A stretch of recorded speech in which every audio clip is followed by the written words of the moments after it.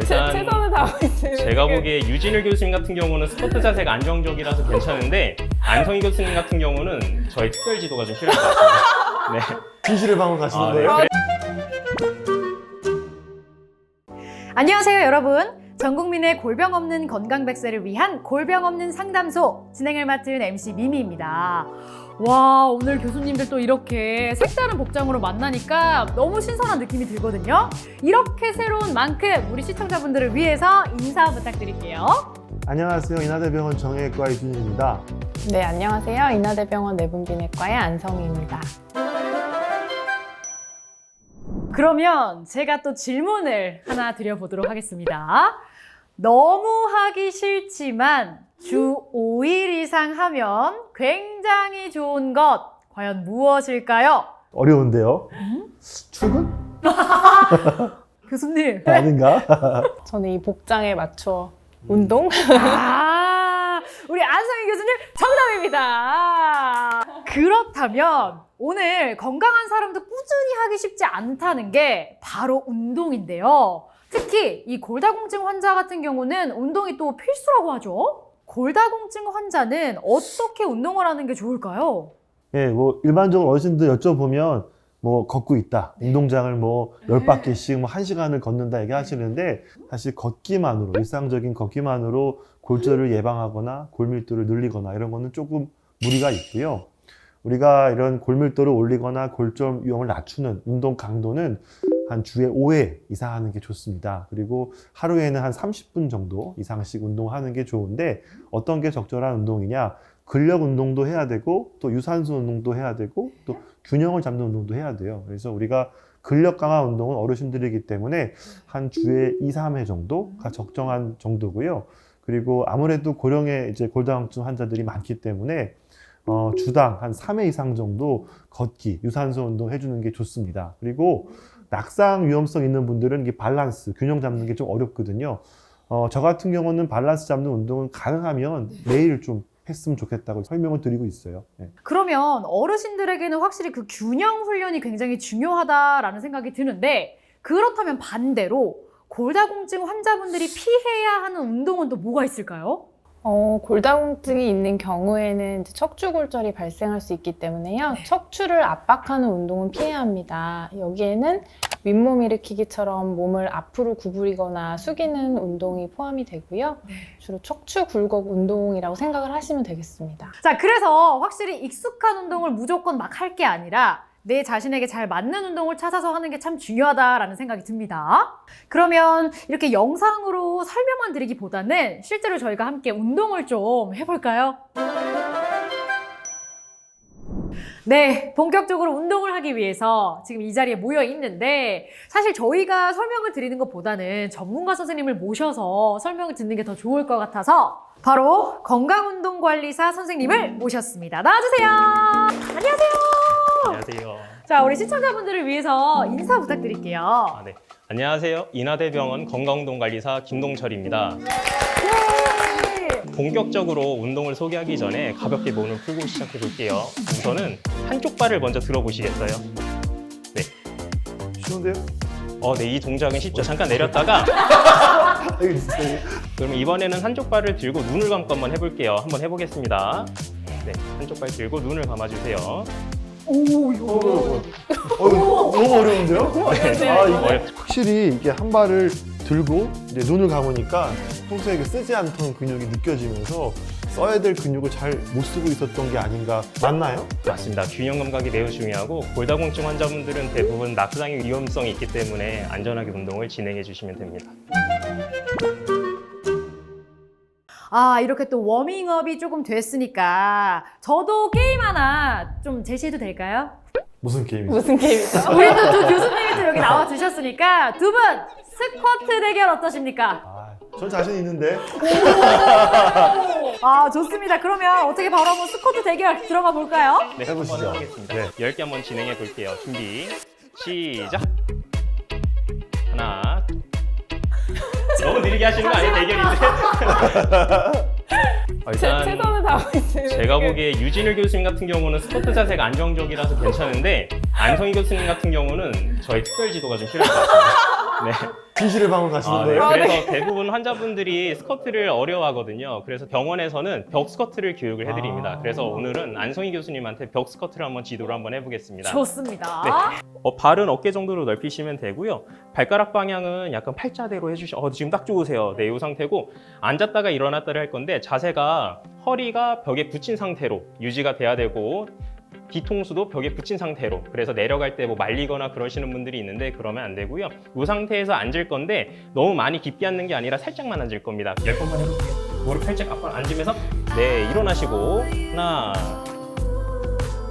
둘 셋 넷 그리고 할 때 무릎 방향은 발가락 방향대로 나가주시면 되고요. 네, 다시 한번 다섯 여섯 허리 바짝 붙이고 있나요? 네, 붙이고 네. 있습니다. 일곱 생각보다 힘이 많이 네. 들어가네요. 하체 근육이 매우 좋습니다.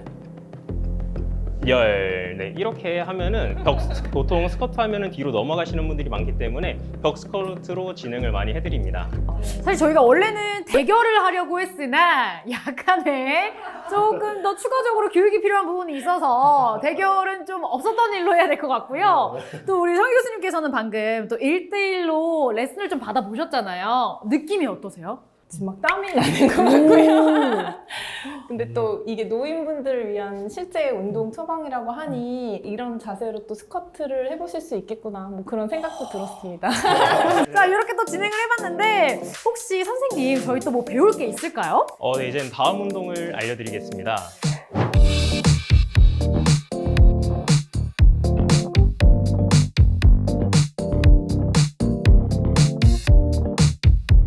첫 번째로 소개해드릴 운동은 발 앞꿈치 들기와 뒤꿈치 들기입니다. 언제 어디서나 할 수 있기 때문에 제가 가장 추천드리는 운동이고요. 일단 순서는 먼저 허리나 무릎을 곧게 펴니다. 이 상태에서 한쪽 손으로 의자 윗부분을 잡아주고요. 앞꿈치 들었다가 뒤꿈치 들었다가 하시면 됩니다. 한번 해볼게요. 앞꿈치 들었다가 뒤꿈치 들었다가 네, 다시 앞꿈치 들었다가 뒤꿈치 들었다가 해주시는 운동인데 계속 반복해 보시면은 아시다시피 뒤꿈치를 너무 높게 들었을 때는 종아리가 아플 수도 있어요. 그래서 환자분들에 따라서는 너무 높게 들지 말고 한 절반 정도만 드셔도 상관은 없습니다. 자, 5번만 해보겠습니다. 하나, 네, 둘, 선생님 시원한데요? 좋아요. 혈액순환에도 좋습니다. 시원해. 넷, 이게 어디에 힘이 들어가야 되는 거죠? 종아리에 힘이 들어가야 됩니다. 종아리에. 네, 5. 네.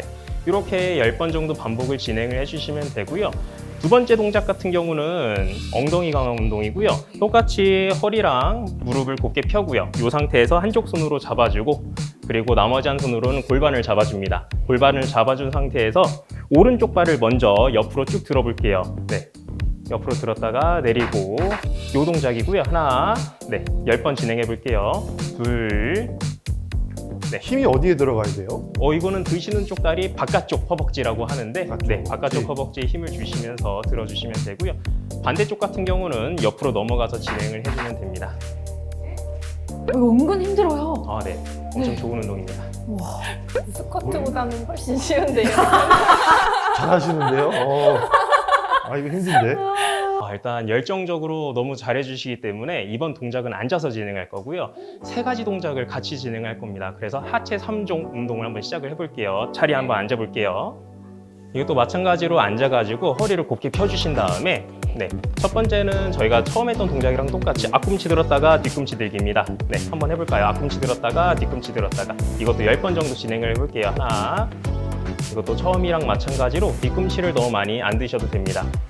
셋, 넷, 5 하실 때 종아리를 좀 조여준다는 느낌으로 해주시면 됩니다. 6, 7. 굉장히 생각보다 힘드네요. 네. 좋아하는 힘이 많이 들어가요. 그래서 이런 거는 보통 많이 앉아서 사무직 하시는 분들이 하셔도 도움이 많이 됩니다. 네. 9, 마지막 한 번만, 마지막 10. 두 번째 동작은요, 무릎 펴기 동작입니다. 그래서 무릎을 양쪽 손으로 한번 잡아보시고요. 무릎의 높이가 안 변하면서 다리를 필 겁니다. 그래서 한쪽 발 쭉, 오른쪽 다리 쭉 펴보시고 다시 내리시고 할 때 발가락 방향을 몸쪽으로 당겨 주셔야 돼요. 네, 다시 두 번째 몸쪽으로 당기고 네, 내려주시고 셋, 내려주시고 넷, 내려주시고 5. 그래서 앞 허벅지 근육을 조여준다는 느낌으로 해주시면 돼요. 세 번째 동작은 이 상태 허리 똑같이 펴시고 이번엔 발을 앞으로 쭉 뻗습니다. 그래서 의자 양 좌우를 잡아보시고요. 네, 여기서 발가락을 몸쪽으로 당겨주시고 발을 좌우로 넓혀줄 겁니다. 넓혔다가 모았다가 하나, 네, 둘, 셋. 힘든데요. 네, 유준일 교수님 같은 경우는 지금 무릎을 좀 더 펴시고. 좋아요. 네. 와, 저 다섯. 안 되는데 잘. 여섯. 그래서 이것도 다리 넓이를 할 수 있을 정도로만 넓혀주시면 돼요. 여섯. 이렇게 MC님처럼 하시면 어마어마하신데, 우와. 와, 근데 확실히 지금 운동 같은 경우는 약간 허벅지 안쪽에 네, 힘이 많이 맞아요. 들어가는 안쪽 허벅지 근육도 쓰는 거라서 꾸준히 하시면 동작들이 더 편해지실 거예요. 그래서 운동은 항상 꾸준하게 실천하는 게 가장 중요합니다. 그럼 오늘 이렇게 운동 알려주셔서 너무너무나 감사드린다라는 말씀을 전하고 지금까지 우리 건강관리 관리사 선생님이었습니다. 감사합니다. 네, 이번 편은요, 특별히 더 땀을 흘리면서 진행을 해봤는데요. 이제 마지막으로 중요한 한마디씩 부탁드리도록 할게요. 거동이 이제 힘드신 어르신들이 이런 골다공증, 골절도 발생하고 더 거동이 어려워지게 돼서 운동을 못하는 경우가 굉장히 많습니다. 그렇기 때문에 그런 골절까지 가지 않도록 이전에 조금씩이라도 운동을 하시는 게 중요할 것 같고요. 골다공증이라는 건 단순한 질환이 아니고 사망까지 이를 수 있는 아주 중요한 만성 질환이라는 것을 꼭 기억해 주신다면 우리가 그동안 몇 화를 거쳐서 했던 그런 여러 강의들과 여러 얘기들이 충분히 보람 있었다고 생각될 것 같아요. 오늘 스쿼트 하시는데 어떠셨어요?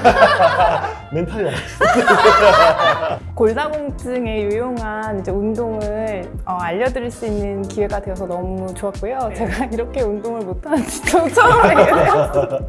저도 운동을 열심히 해야 되겠구나 이제 이런 생각을 하게 되었고 이제 운동하다 주의하실 거는 이제 운동을 하다가 혹시 넘어지거나 하지 않도록 하는 것도 굉장히 주의를 해주셔야 될 것 같고요. 의료진의 가이드에 따라 꾸준히 운동 및 앞서서 여러 번에 걸쳐서 말씀드렸던 검사, 치료 이런 것들을 잘 해서 골다공증 관리를 잘 하시고 골병 없는 건강한 나날들을 보내셨으면 좋겠습니다. 저희는요, 다음에 더 알찬 콘텐츠로 찾아뵙도록 하겠습니다. 여러분, 안녕히 계세요. 감사합니다.